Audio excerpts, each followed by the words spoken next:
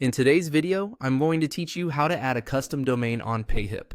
If you want your Payhip store to look more professional and match your brand, connecting your own custom domain is a great step.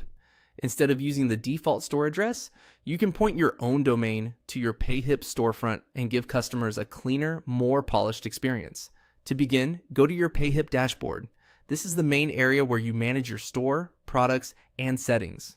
Once you're logged in, take a moment to make sure you're in the correct account, especially if you manage more than one store. From the dashboard, click on Store. This will open the section where you can manage your storefront settings and customize how your shop appears to visitors. The store area is where Payhip keeps several important options related to branding and setup. So this is the right place to start when working with domains. Next, click on Domains. In this section, you'll find the tools Payhip provides for linking your store to a custom web address. If this is your first time setting up a domain, this page will guide you through the process in a very straightforward way. Now click on Connect Existing Domain. This option is for anyone who already owns a domain and wants to use it with their Payhip store. Make sure you have access to the domain you plan to connect, since you may need to update its DNS settings later depending on your registrar. Once that opens, type the domain you want to connect. Be careful when entering it, because even a small typo can cause problems later in the setup process. It's a good idea to double check the spelling before moving on.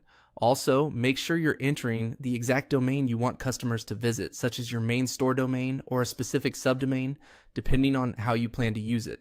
After entering the domain, click on Continue. This moves the setup process forward and allows Payhip to prepare the connection details for your domain. From there, you can follow any additional on-screen instructions Payhip provides to complete the connection properly. That's all you need to do inside Payhip to begin adding your custom domain. The key is simply navigating to the right section, choosing to connect an existing domain, and entering the correct address carefully. Once everything is configured, your branded domain will help make your store easier to remember and more trustworthy for visitors.